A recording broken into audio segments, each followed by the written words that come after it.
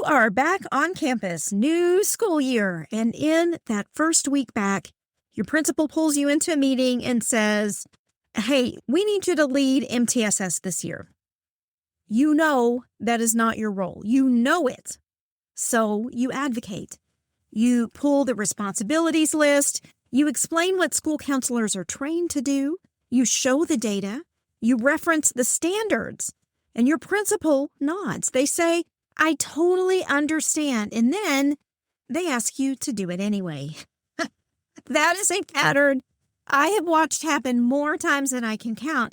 And in fact, I have heard 3 different school counselors tell me about this starting up in just the past week. So what do? You try again in September. Better data this time, a different angle. You request a meeting, you make the case, nothing changes. In October, you mention it again, and you are told in no uncertain terms there is no one else to do it. You get the message. If you want to keep your job, you'd better stop bringing it up. So by November, you do. December and January are a blur of more meetings, data entry, and intervention tracking that has nothing to do with what you were trained to do. And then it's February, National School Counseling Week. You upload the graphic, you tag ASCA, you tag your state association, you add the hashtags, you share the ratio stat. Your principal likes your posts, a couple of teachers share some of them, and your mom leaves a row of heart emojis. And you are supposed to feel celebrated, but you don't. You feel like a fraud. Because you've just spent 5 months trying to advocate for your own role at your school and nothing changed. And now you're posting a graphic about the importance of school counselors while spending your actual days doing something that isn't school counseling. So what is this? Is it advocacy or is it just awareness? Hey, school counselor, welcome back. Last week, we talked about the frustrating moment when your administrator understands your school counseling job perfectly well, but still asks you to do the non-counseling things anyway. And that sent me looking at something bigger. What exactly have we been calling advocacy in this profession? Because the more I looked at the way we're taught to advocate, both individually and collectively, the more I started wondering whether we've confused getting the message out with actually changing anything. So, if you're ready for some straight talk, my friends, some clarity on your work, and maybe a little bit of rebellion, you are in the right place. I'm Steph Johnson, and this is the School for School Counselors podcast.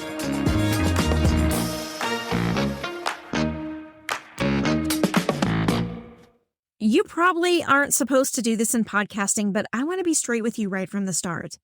This was a hard episode to write.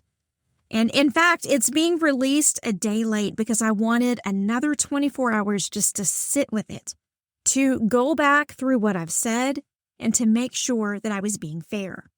Fair to ASCA, fair to you, fair to everyone doing this work of school counseling. And I want to be fair to the larger point that I'm trying to make, because this is a tough conversation for the school counseling field. ASCA is going to be part of it, but this isn't an episode about tearing down ASCA. It's about something that's way bigger. It's about whether we have spent years getting really good at informing people when what we actually needed was influence. So I wanted to get this right. And this started with noticing how often advocacy in our profession gets treated like a communication problem. Explain your role, show the data, share your standards, make your work visible, tell the story, contact the decision maker, help people understand what school counselors actually do. You've heard some version of that in grad school and at conferences and from state organizations and in professional development sessions. And yes, you've heard it from ASCA. That's why I went to them first. If you want to see what our profession means when it talks about advocacy, their materials are a pretty good place to look. Take ASCA's Advocacy Toolkit. A lot of the resources in that are designed to help school counselors explain the profession. Role information, position statements, data, infographics, social media resources, and ways to contact legislators. But look at what those tools are designed to help us do.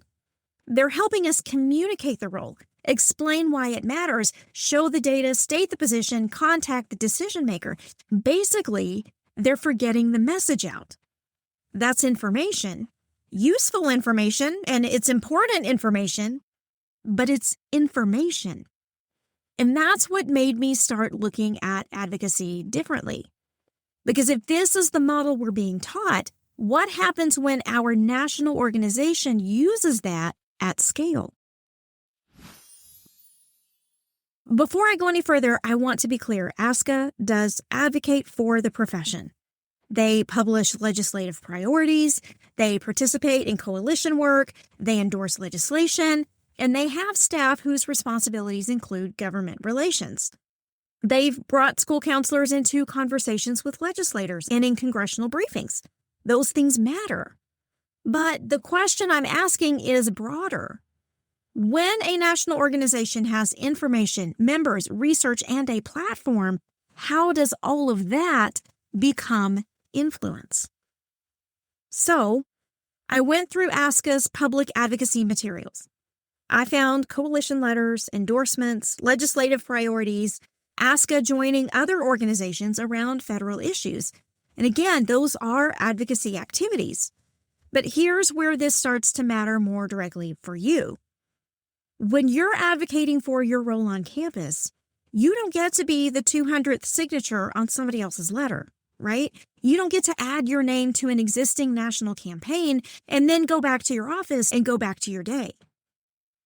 You are often the person expected to initiate the case and continue carrying it forward. And when ASCA does mobilize members, look at what that often asks of the individual counselor. Take National School Counseling Week. They ask you to post the message, use the hashtag, share the graphic, send something to your school board, tell people what school counselors do, and explain why it matters. ASCA creates the toolkit, but school counselors are still the distribution system. And the more I looked at that, the more it started bothering me. We're not just the subject of a public awareness campaign, we're the infrastructure that's running it. And think about who you're being asked to advocate to. It's the same people who control your job assignment, your schedule, and in a lot of cases, your evaluation. That is a hell of a lot to put on an individual counselor. Now, I want to be clear about something here. I am not knocking member mobilization. I have been part of really effective member-driven advocacy before in different organizations. And when there is a real strategy behind it, it can be powerful. So the problem is not that ASCA asks you to participate. Of course they should. The question is, what strategy is standing behind all those individual school counselors? Because getting more people to carry a message increases the reach of the information. But influence requires something more. And that's what I went looking for next. ASCA has research, real, national, current research. Its 2025 State of the Profession report found that 59% of school counselors cite inappropriate duties as a significant challenge. More than half point to difficulties with high caseloads, and most are above ASCA's own recommended ratio. ASCA's current national data puts the average school counselor to student ratio at 1 to 372. Only 4 states nationwide meet or beat the 1 to 250 recommendation. That is not weak data. That is a big story. 59% of a profession says it's being misused. That is the kind of number you could build a tremendous national campaign around. So I looked for that campaign. I read ASCA's monthly updates, including the sections where they summarize their media activity. And when I looked, what I found was mostly reactive. ASCA staff serving as expert sources for stories other people were already writing. Education Week, U.S. News, Bloomberg, legitimate visibility, but I couldn't find a sustained national public push built around the 59% or the 1 to 372. I couldn't find a campaign saying, here's what this is costing your district. Here's what this means for kids. Here's what needs to change. I checked the press release archive too. The State of the Profession report is there.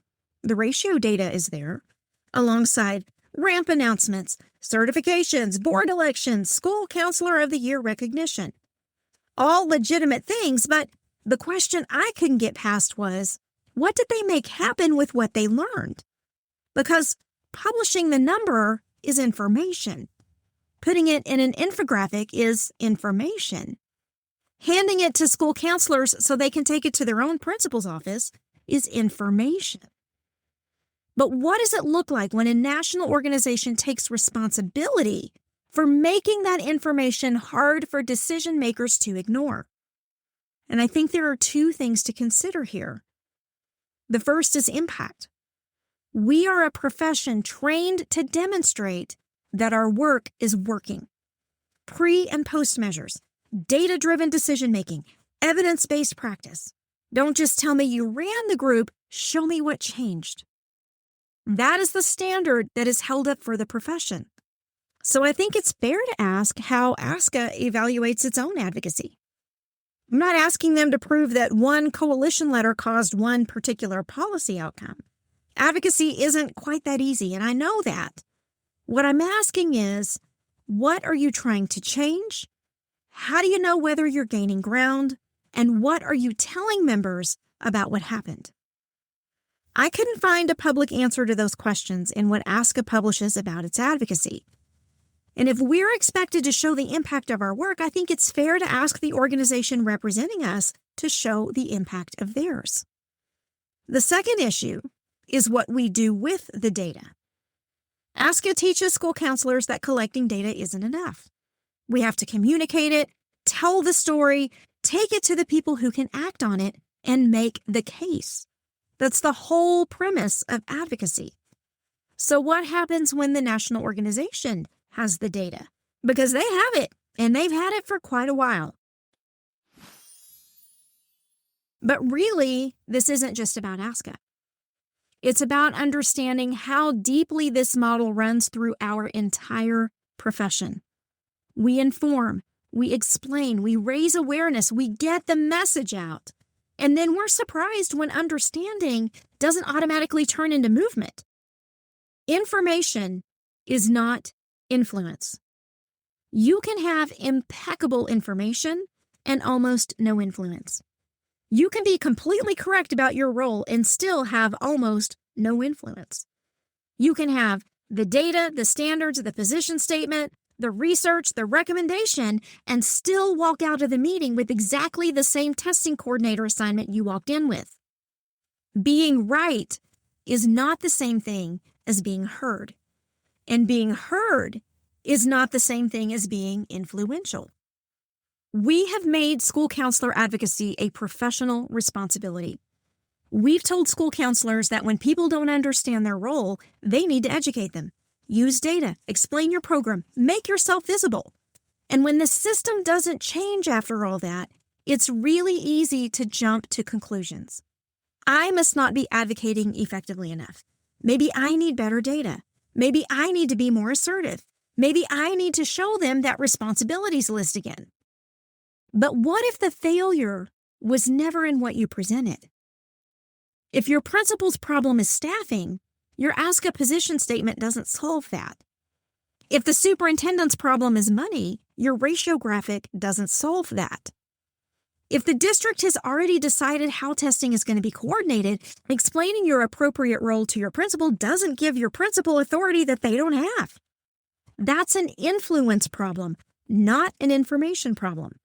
And that's the exact same trap we've been looking at this whole episode, just at a different scale. Okay, so before I leave you, there are 3 things I recommend you start doing on your campus this week. Before you send the next email, post the next graphic, or pull out the inappropriate duties list again, ask yourself one question. What will actually change if this lands? Not whether it's true or whether it's well written. What changes and for who? And if the answer is someone will understand something they didn't understand before, that's information. Useful, maybe, but it isn't influence. Secondly, look back at your last few attempts at advocacy. The meetings you attended, the data you shared, or the standards you cited. And for each one, ask yourself, after they understood, did anything actually change? Or did they just get it and move on? Because understanding something and changing something are not the same thing. And third, this is a harder one. Pick one thing on your campus that you've been trying to fix by explaining it better. And ask yourself, who actually has the authority to change this? And what would have to be true before they'd spend time or money on it? You don't have to figure out the answer today, but you need to start asking that question instead of automatically reaching for the list of appropriate and inappropriate responsibilities. And notice, these are the same questions I just asked our national organization. If you want to actually build influence around the thing you've been trying to change on your campus, instead of just getting better at explaining it, that's what we're doing this Sunday inside the School for School Counselors Mastermind. We are running a live project-based advocacy planning session.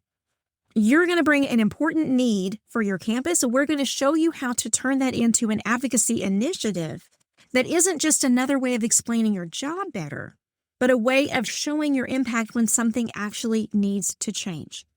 And if you're listening to this show the week that it became live, you can join us for it. Go check out the details in the show notes. Remember that counselor from the beginning of this podcast episode, the one posting the graphic in February after 5 months of advocating and nothing changing. I've been that counselor, and I'll bet you have too. And I need you to know before you go, we did not fail. We showed up, we made the case, we did what we were trained to do, and we used the tools this profession taught us to use. Communicating, educating, sharing information, making the case. And that's exactly why I think we need to take a harder look at our advocacy model as a whole. Because information can create understanding. It can clarify and educate, and it can absolutely support influence, but it cannot stand in for influence. And if we're going to keep asking individual school counselors to demonstrate the impact of their work, I think it's fair to ask the organization representing us to do the same. So if I could leave ASCA with one question, I would borrow it directly from the standard we hold up to school counselors every day. And that would be this: show us the impact. Not the toolkit or the letter or the data, the impact. And really, I think that's the question for all of us. Not just did I make the case, but what actually changed. And next week, we're going to go back inside your building. Because if information isn't influence, what actually is? What does it look like to build real influence when you don't have the authority to make changes on your own? That question deserves its own answer in its own episode. Take care.